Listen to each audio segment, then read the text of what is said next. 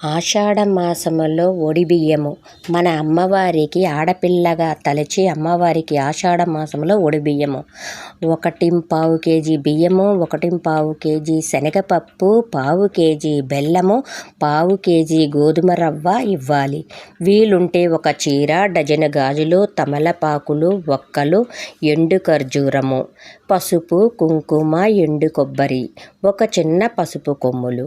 ఇలా ఇవ్వడం వల్ల ఇంట్లో ఆర్థిక సమస్యలు పోయి సంతోషంగా ఉంటాము. ఆషాఢంలో 30 రోజుల్లో ఏ రోజైనా ఇవ్వచ్చు.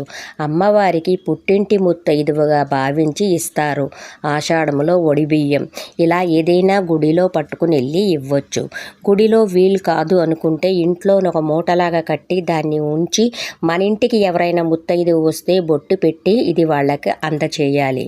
అది సోమవారము, బుధవారము, శనివారము తిథులు చూసుకొని సమర్పిస్తే చాలా మంచిది ఆ ఇంటికి.